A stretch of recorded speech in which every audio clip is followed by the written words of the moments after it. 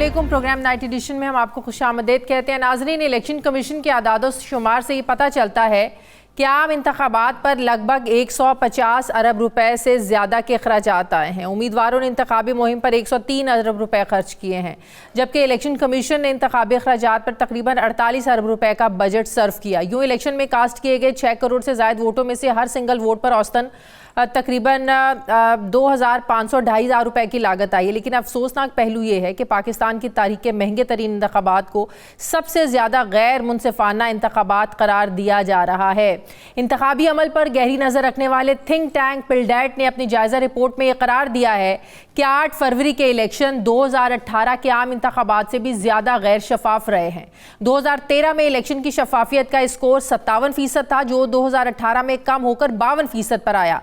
और अब जो इलेक्शन हुए हैं 2024 8 फरवरी को, ये स्कोर मजीद कम होकर 49 पर चला गया है। पोलिंग डे के अलावा पिल्डेट ने यह भी निशानदही की है कि इलेक्शन से पहले इंतखाबी शेड्यूल में ताखीर, सियासी जबर, निगरान हुकूमतों में गैर जानिबदारी का फुकदान, अमनो ईमान की सूरत हाल की वजह से इलेक्शन की साख को दागदार किया। पिल्डेट ने करार दिया कि पोलिंग के बाद फॉर्म 45 और फॉर्म 47 के मतजात नताइज और हतमी रिजल्ट्स में ताखीर ने इलेक्शन की शफाफियत को नुकसान पहुंचाया। सवाल उठ रहे हैं कि इलेक्शन कमीशन का एक ही काम है इलेक्शन करवाना, और ये इदारा 5 साल बाद भी शफाफ इलेक्शन करवाने में कामयाब क्यों नहीं हो पाता। अब सूरत हाल ये है कि इलेक्शन की क्रेडिबिलिटी को माना जा रहा है और ना ही इलेक्शन के बाद हालात में कोई तब्दीली नजर आ रही है। पीटीआई का मानना है कि बड़े पैमाने पर धांधली करके इसकी सीटें 180 से कम कर 90 तक महदूद की गई हैं, जबकि नून लीग के हनीफ अब्बासी केपी में आज़ाद उम्मीदवारों की जीत को 70% धांधली से जोड़ रहे हैं। अब इलेक्शन हो गया है, सवाल उठ रहा है कि इंतखाबी धांधली के इल्ज़ामात आखिर कौन एड्रेस करेगा। दूसरी तरफ यूँ लगता है कि पीडीएम जमातों की हुकूमत इस कॉन्टीन्यूटी के साथ ऐसे ही चलती रहेगी। इस सब के बावजूद कि 150 अरब का इलेक्शन हुआ है, वही पीटीआई है, वही पोलराइजेशन है, वही ऑपोजिशन है, लेकिन 150 अरब का इलेक्शन तो हो गया। वही सियासी तकसीम है, वही सियासी दुश्मनियां हैं और इससे भी वर्स सारी सिचुएशन है, लेकिन 150 अरब का इलेक्शन हो गया है। इलेक्शन के सुहाने ख्वाबों में अवाम को जिस महंगाई और गैर यकीनी का आज सामना है, वो महंगाई तो टस से मस हुई ना, गैर यकीनी अपनी जगह से हिली। हालात और ज़्यादा वर्स्ट होते जा रहे हैं। एक सियासी गैर यकीनी जो है वो बढ़ती जा रही है, लेकिन 150 अरब का इलेक्शन तो हो गया। जिस किंग्स पार्टी की अक्सरियत देखी जा रही थी वो आए, चाहे सुन्नी इत्तेहाद काउंसिल को मखसूस सीटें भी नहीं मिली, उन्हें मिले या ना मिले। अब 150 अरब रुपए तो इस मुल्क में खर्च हो गए हैं इलेक्शंस पे। वही IMF, वही इनके इरादे और वही यस बॉस कहने वाले वही हुक्मरान आज भी हैं। 150 अरब का इलेक्शन हो गया है। पार्लियामेंट के अंदर और बाहर वही एजिटेशन है, वही खींचातानी है। इस माहौल में इजाफा होता जा रहा है। इतना लंबा चक्कर काट के सबको वहीं लाना बिलाशुबा जमहूरियत का एक खूबसूरत एक आर्ट पीस तो है जो सिर्फ पाकिस्तान में ही बन सकता है। नाजरीन, लगता ऐसे है कि खाया पिया कुछ नहीं, गिलास तोड़ा 12 आने का, या वही गोलियां हैं नए रैपर में जो आवाम को दी जा रही हैं, नई पैकिंग में दी जा रही हैं। क्या इन इंतखाबात से सियासी और मुआशी इस्तेहकाम आएगा? अब कल सदारती इलेक्शंस होने जा रहे हैं। तवक्को की जा रही है कि जरदारी साहब बआसानी दूसरी बार ऐवान सदर पहुंच जाएंगे, लेकिन सवाल ये है कि वज़ीर आज़म हाउस में शहबाज शरीफ और ऐवान सदर में जरदारी साहब की मौजूदगी हुकूमत के देर पर चलने की क्या ये ज़मानत हो सकते हैं? वही पुराने चेहरे हैं हुकूमत में। मैं बात करूँगी, मुझे ज्वाइन कर रहे हैं सेनेटर जावेद अब्बासी साहब। अस्सलाम वालेकुम। बहुत बहुत शुक्रिया जावेद अब्बासी साहब आपका।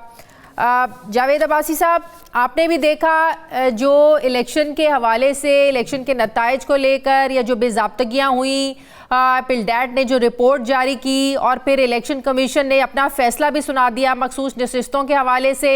पीटीआई के लोग ये कह रहे हैं, जो सुन्नी इत्तेहाद काउंसिल के लोग ये कह रहे हैं कि जो कल ऐवान सदर का में इलेक्शन होने जा रहा है, सदर का चुनाव होने जा रहा है, बिल्कुल गैर आइनी है, ये हो ही नहीं सकता, इलेक्टोरल कॉलेज पूरा नहीं है।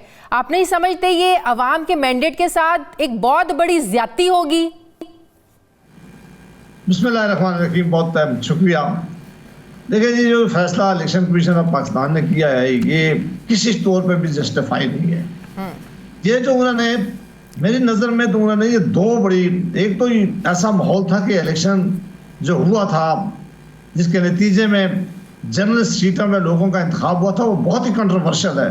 लोग सड़कों पे हैं, लोग डिमांड कर रहे हैं, और इसमें तो दूसरी कोई राय नहीं है कि तमाम सियासी जमातें कह रही हैं, कोई एक जमात नहीं कह रही, तमाम सियासी जमातें कह रही हैं कि इस इलेक्शन में बदतरीन धांधली हुई है, धांधली से भी ज्यादा शायद कुछ मामला हुआ है।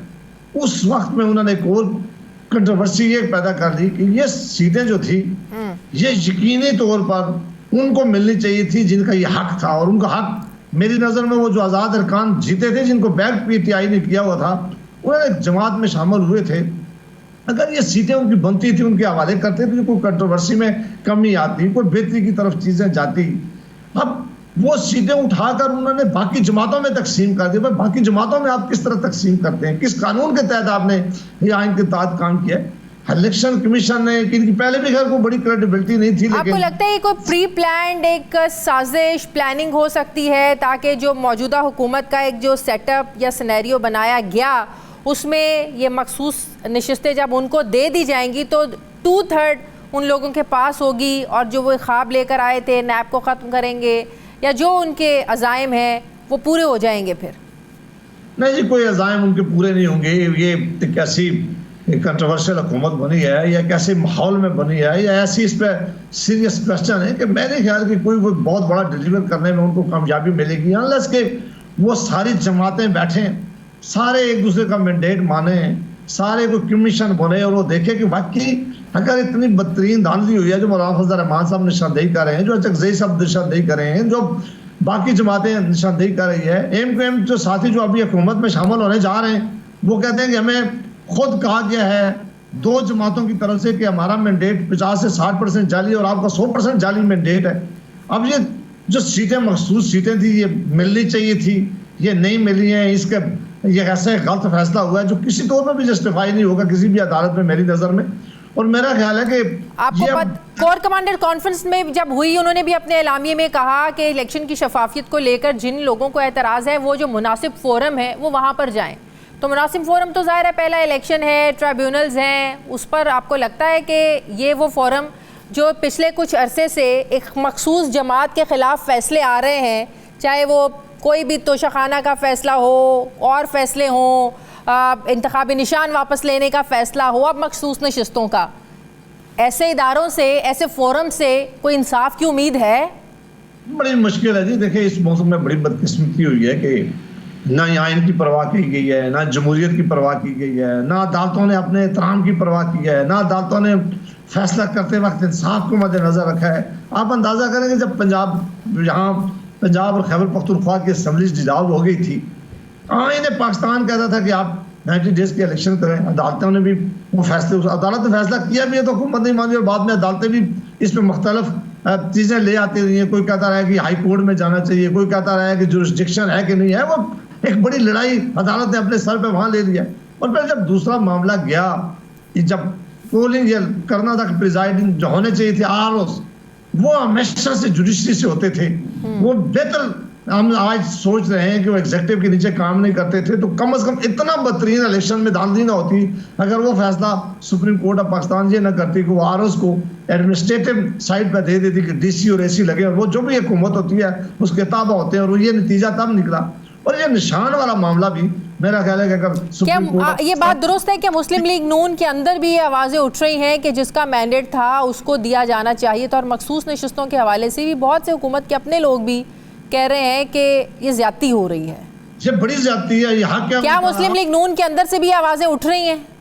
मेरा ख्याल बिल्कुल जी, हर जगह से ये आवाज़ उठेगी, लोगों को आवाज़ उठानी चाहिए। ये कोई किसी का हक, ये देखें अगर आप इस तरह जोर और ताकत के साथ आइन को एक तरफ करके सारे प्रेसिडेंट्स आज तक जो अदालतों के उनको पीछे छोड़ के अपने जोर से कोई फैसले करवाने, लेकिन आप नहीं समझते जो खुलकर पार्टी में आवाज़ उठाता है फिर उसका हाल जो होता है वो शायद खाकान अब्बासी साहब वाला होता है, फिर मिफ्ता इस्माइल वाला वो हिसाब होता है, तो फिर ये हाल होना शुरू हो जाता है। देखिए सच बोलने की एक कीमत है, जो ही सच बोले जो ये कीमत अदा करने के काबिल हो, क्योंकि हमारे यहाँ सच सुनना बड़ा ही मुश्किल है। हमारे यहाँ तो उस तरह की पार्टियों के अंदर अख्तियार नहीं है कि आप बात कर सके। यहाँ तो आपको पता है कि बहुत मुश्किल है, यहाँ बड़ा कंट्रोल्ड है, यहाँ सिर्फ नौकरी है, बाकी नौकरी में तो आप भी ये कीमत चुकाने के लिए तैयार हैं? मैं बड़े अरसे से, मैं तो उस वक्त से जब से PDM की हुकूमत बनी है, जिस वक्त ये PDM ने ये किसी के कहने पे अदम एतमाद किया, हम देखे ना आपके कई प्रोग्रामों में आए, हम कहते 2018 के इलेक्शन जो है वो बड़े कंट्रोवर्शियल इलेक्शन थे। बहुत बहुत शुक्रिया जावेद अब्बासी साहब, बहुत शुक्रिया। मुझे ब्रेक लेने नाज़रीन, वापस आते हैं वक्फे के बाद।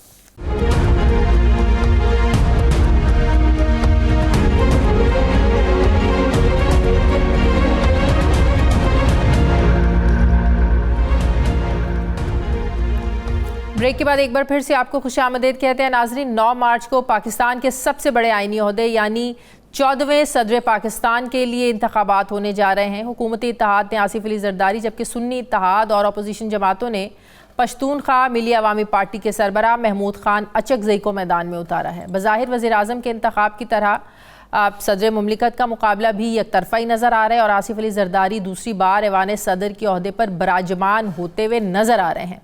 हुकूमत इत्तेहादियों का ये दावा है कि आसिफ अली जरदारी 645 इलेक्टोरल वोटों में से 400 से ज़ायद वोट आसानी से हासिल कर लेंगे, लेकिन सदारती इलेक्शन से एक दिन पहले महमूद खान अचकजई ने इलेक्शन कमीशन को ख़त लिखकर इंतखाबात रोकने का मुतालबा किया है, क्योंकि वो ये मानते हैं कि कई मखसूस सीटें खाली होने की वजह से इलेक्टोरल कॉलेज मुकम्मल नहीं है और जब तक इलेक्टोरल कॉलेज मुकम्मल नहीं होता सदारती इलेक्शन को मुलतवी किया जाए। मगर इलेक्शन कमीशन ने इस तजवीज़ को मुस्तरद कर दिया है। सवाल यह है कि क्या सदारती इलेक्शन अधूरे इलेक्टोरल कॉलेज के साथ ही होंगे और अगर होंगे तो इलेक्शन की कानूनी हैसियत क्या होगी।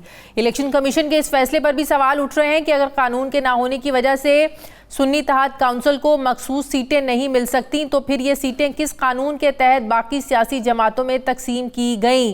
दूसरी तरफ अगर बात करें आरिफ अलवी के दौरे सदारत की तो 2018 से 2024 तक सदर का यौहदा मुख्तलिफ तनाज़ात में घिरा रहा। इस दौर में मजमूई तौर पर 77 ऑर्डिनेंस जारी किए गए, जिस पर सदारती महल को ऑर्डिनेंस फैक्ट्री का नाम दिया गया। आरिफ अलवी के दौर में सोशल मीडिया कंट्रोल करने के लिए मतनाज़े पीक ऑर्डिनेंस जारी किया गया, जिसे अदालतों ने कलअदम करार दिया। आरिफ अलवी ने काजी फायज़ ईसा के खिलाफ सदारती रेफरेंस दायर किया, ये रेफरेंस भी सुप्रीम कोर्ट ने खारिज किया।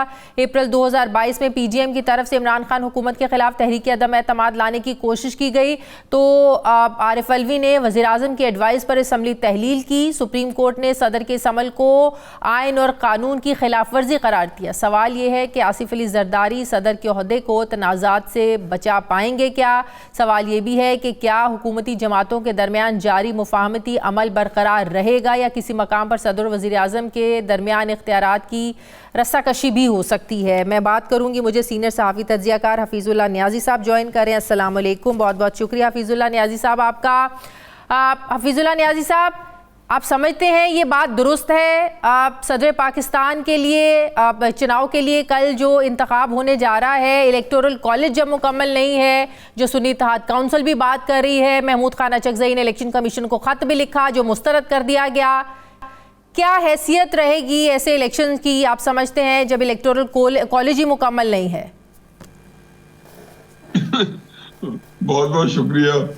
देखिए, मेरा ख्याल है कि हम जो है बैसियत कौम बहुत सी चीजें रियलाइज नहीं करते। ये इलेक्शन जो है ना होते हुए बाल बाल बचे।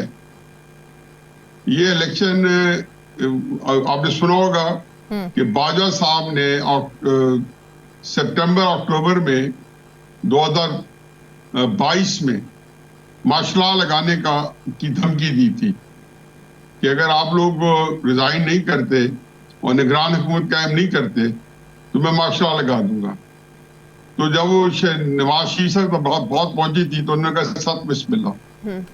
तो उसके बाद 9 मई का वाक़या ऐसा हुआ कि उसके बाद फिर जो है वो कहते हैं ना कि दिल हलक के अंदर अटके हुए थे, इलेक्शन हो पाएंगे नहीं हो पाएंगे।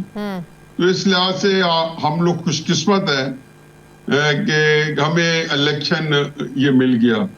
वो लाहौर का ये पंजाबी में कहते हैं ना कि अब जो कुछ भी है कि थोड़ी न बहुता समझो, तो आप इसको ही बहुता समझे इत्तेफाक करें। बाकी इलेक्टोरल कॉलेज तो मेरा ख्याल है कि आप एक चीज देखें कि इस असेंबली के अंदर जो है सच कोई रुकावट नहीं डाली गई, ना डाली जा रही है ना डाली जाएगी। सबके पास एक स्क्रिप्ट है और जो जिसकी पोजीशन है वो जहां फाइनल हुई है हर एक फरीक ने वो जिसको कहना चाहिए बसद अदब एहतराम या हंसी खुशी बरदा और रगबत, वो उसके ऊपर जो है वो बिल्कुल राजी हैं।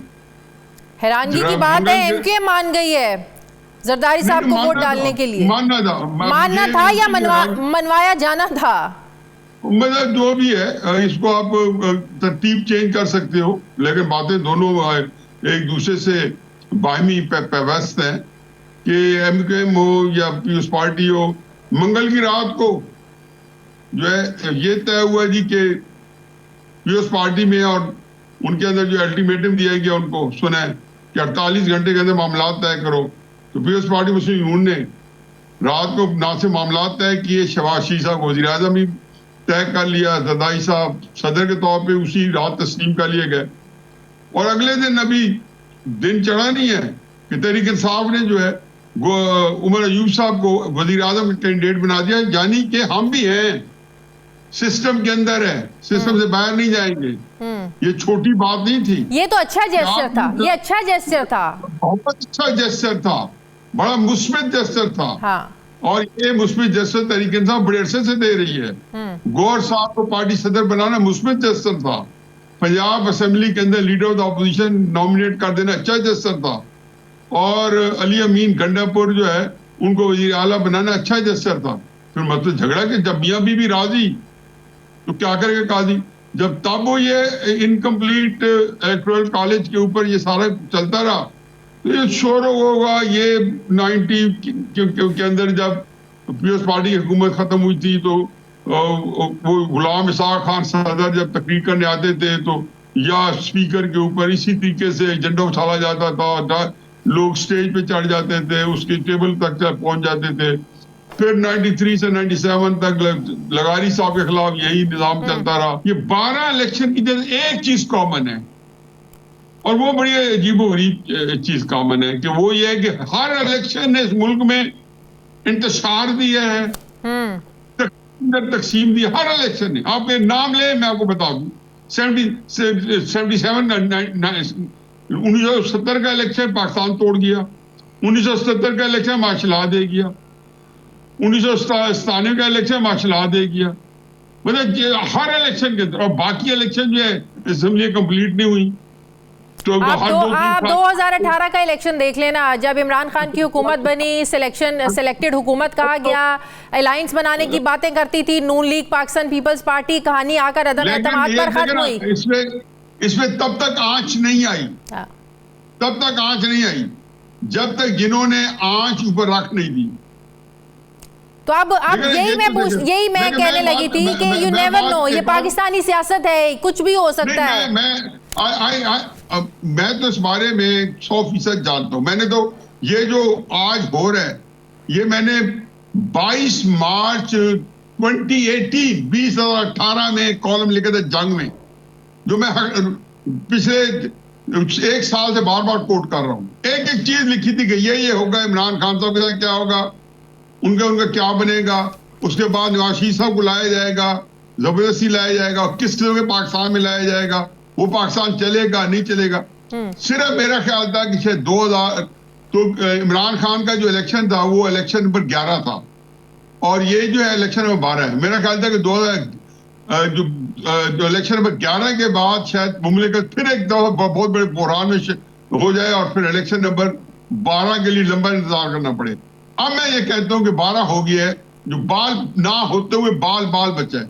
दुआ करें, अल्लाह करे कि इलेक्शन 2000 जो इलेक्शन नंबर 13 है वो हमारे नसीब बने। मुझे तो डर पड़ गया कि ये असेंबली चल रही है तो ये कहीं फैसला ना हो जाए 2-3-4 साल बाद। यही मैं पूछने लगी थी, जो आप कह रहे हैं जो स्क्रिप्ट लिखा है सब कुछ स्क्रिप्ट के मुताबिक हो रहा है, तो क्या ये स्क्रिप्ट 5 सालों के लिए लिखा है? इमरान खान का तो स्क्रिप्ट 3.5 साल बाद खत्म हो गया, किरदार बदल गए, इन्हीं किरदारों में ये 5 साल पूरे हो जाएंगे। देखिए, इमरान खान साहब का स्क्रिप्ट जो 4 साल बाद बदला या 3 साल बाद बदला जाता, ये कहना कि जी इस स्क्रिप्ट को 2 साल चलाया जाएगा या 5 साल चलाएगा, ये मुझे चलाया जाएगा, उसमें कोई दिलचस्पी नहीं है। क्योंकि हालात का जबर होता है, कुछ जमीनी हकायक चेंज होते हैं, वेरिएबल्स चेंज हो जाते हैं। जब वेरिएबल्स चेंज हो जाए तो कोई डिसीजन जो है आपको चेंज करना पड़ता है। ये पिछले 7-8 महीने हमने नहीं देखा कि नवाज शरीफ साहब को बतौर वजीर आजम लाया गया था और वही प्रोटोकॉल था और उनको चारों सूबे मिलने थे। फिर एक वक्त आया कि उनसे सिंध ले लिया गया, फिर एक वक्त आया कि उनसे बलूचिस्तान, जब सरफराज भुट्टी साहब गए, मैंने अगले दिन कह दिया, मैंने कहा ये वजीर आला बलूचिस्तान चले गए हैं, बन के आएंगे सरफराज भुट्टी साहब। जिस दिन गए उसी दिन मैंने कहा, मैं पीपल्स पार्टी में शामिल हुए, मैं क्या बलूचिस्तान में पीपल्स पार्टी को मिल गया। फिर उसके बाद नवाज शरीफ साहब को भी हुकूमत ना मिली। नहीं, उनको उन्होंने कैसे बनना था, किसने बनाना था? अवाम ने वोट देने थे तो बनने थे ना चारों सूबों में। ओहो, अवाम के वोट्स तो आप लेते रहते हैं। 2018 में भी आपने अवाम ने वोट्स लिए और इमरान खान को बनाना था, बना दिया। वो तो अवाम के वोट्स तो आते रहेंगे इंशाल्लाह, और उनके ऊपर जिन लोगों ने नाफिज होना तो वो भी होते रहेंगे। इसके अंदर को मुझे तो, मैं हैरान हूं कि हम एक ऐसी तजिया औकात है इस पर डिस्कशन करना, क्योंकि ये तो अब हमारी, वो कहते हैं लफ्ज है जो फ्रेंच का कि फेट अकम्पली, ये तो हमारी एक किस्मत का लिखा हुआ है कि ये निजाम ऐसे ही चल रहा है। क्योंकि अच्छा, एक सवाल का जवाब दें न्याजी साहब, आप समझते हैं नवाज शरीफ साहब के साथ धोखा हुआ है? आप उनके बॉडी लैंग्वेज देखें, उनके फेस एक्सप्रेशन देखें, उनके जेस्चर देखें, बहुत ही मायूसकुन और मायूसी नज़र आती है उनके चेहरों पे। अभी आपने भी कहा जिस तरह उनको प्रोटोकॉल दिया गया, जिस तरह उनको लाया गया, चारों सूबों में उनकी हुकूमत बननी थी, उनको वज़ीर आज़म बनना था, तो उनको धोखा दिया गया है। असल में क्राइसिस ये है कि जो लोग फैसला करने वाले होते हैं वो 4, 5, 6 लोग होते हैं, और ज़ाहिर है बड़ा एक महदूद सा निज़ाम है। मेरा नहीं ख्याल कि उन्होंने कोई धोखा देने का प्लान किया होगा या किया होगा। उन्होंने जो चीज रियलाइज नहीं की, अब जब आप और आपकी पॉलिटिक्स भी, मुल्क का मुस्तकबिल भी, एक ही सवाल होता था जी इमरान खान का क्या बनेगा। 8 फरवरी का इलेक्शन हुआ तो हम 2-3 हफ्ते यही प्रोपेगेंडा होता रहा जी कि ये इमरान खान साहब अब रिहा हो रहे हैं, 5 जनरल अंदर चले गए। वो 3 दिन पहले कोर कमांडर कॉन्फ्रेंस में से, उसमें से जो असल जो हासिल कलाम था वो क्या था कि हम नहीं छोड़ेंगे 9 मई के बुजुर्गों, 9 मई के लोगों, यानी कि तो बात खत्म है। क्राइसिस ये है कि जी उन्होंने बता दिया कि 8 फरवरी के इलेक्शन के नताइज का इमरान खान साहब के मुस्तकबिल से कोई ताल्लुक नहीं है। लेकिन ये बातें ये है कि उसके पीछे पब्लिक सपोर्ट जो है वो बहुत बिल्डअप होती गई। इमरान खान साहब की सियासत देखा, ये और इसको मिसरीड किया गया। 8 फरवरी को जो कुछ हुआ मिसरीड हुआ सब कुछ, कि 8 फरवरी को इतने लोग निकल आएंगे। मिसरीड इमरान खान से लोग तो कभी है नहीं ना, वो जब मर्जी कर, जब 3 एहतजाज किए लोग नहीं निकले। इमरान खान साहब को कब समझ आ जाएगी कि उनके पास सोशल मीडिया बहुत ज्यादा है, सोशल मीडिया का इनकलाब लाना तो ले आए। 25 मई को मैंने उन्होंने कहा मैं 30 लाख बंदे इस्लामाबाद लाऊंगा 2022 को। मैंने कहा इमरान खान आप 30,000 ले आए, शहबाज शरीफ की हुकूमत अगले दिन नहीं रहेगी। तो क्या हुआ, 3-4 हजार बंदे निकलने नहीं दिए। बात ना करें। नहीं, जब लोगों को घरों में जाके घुस के डंडे मारेंगे। मैं चलो मान गया कि नहीं निकलने दिए, मैं तो चलो आगे आ जाए ना जा।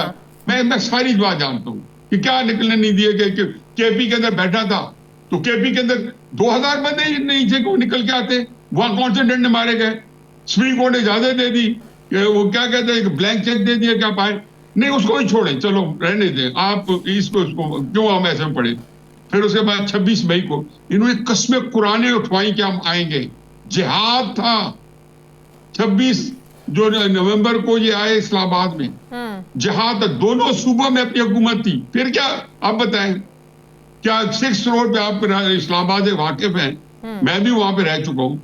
आप देखेंगे 6 रोड पे जो कभी पार्टी जलसा करे, ये 26 नवंबर को निकलने दिया था।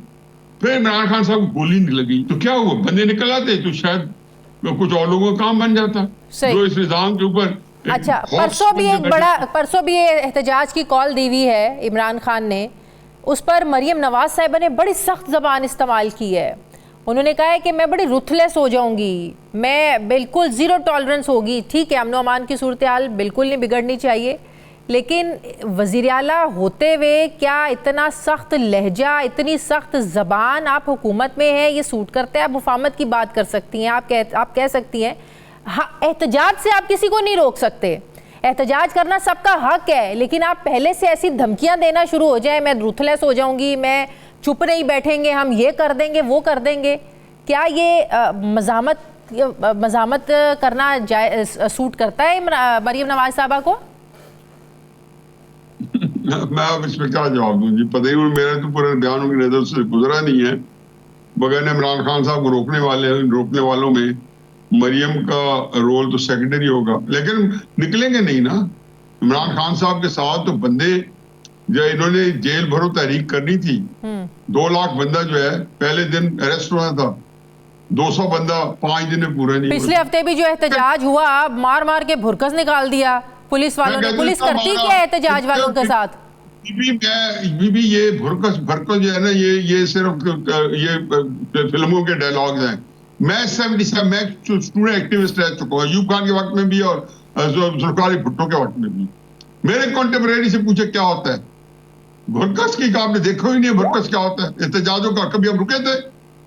ये एहतजाज रोजाना निकलते थे, रोजाना मार पड़ती थी, रोजाना पुलिस का मुकाबला होता था। ये ऐसी बात नहीं होती। ये कुछ सोशल मीडिया जो है ना, उसका अपना प्याली का तूफान है, होता है, उसके बड़े असरात है, हमने देखे हैं। उसके अंदर तो पता नहीं क्या इनकलाब आया हुआ है। भाई मैं तो कहता हूँ आपके पास अगर पब्लिक फोर्स है, पब्लिक आपके साथ है। मैं तो आज भी मुझे पीटीआई की साइट थी, वो बेचारों ने बड़े अरसे से मुझे कहा हुआ था, मैंने उनके साथ 1.25 घंटा मगज खपाई की है। मैं कहा भाई नहीं है आपके पास पब्लिक सड़कों पे, ये कब आपको समझ आएगी?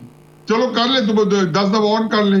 सही। आपके लीडर को आपकी रेड लाइन थी कि इसको नायल ना करें, पाकिस्तान कुछ हो जाएगा, हो गया।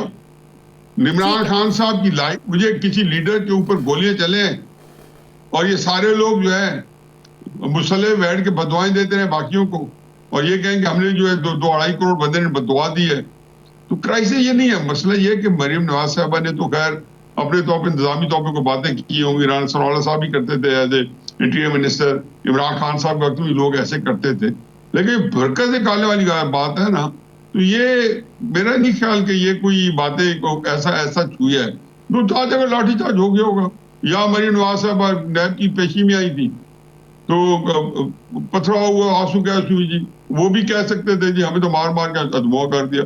2-2.5 बंदे थे उनके साथ, लंबे चौड़े बंदे नहीं थे।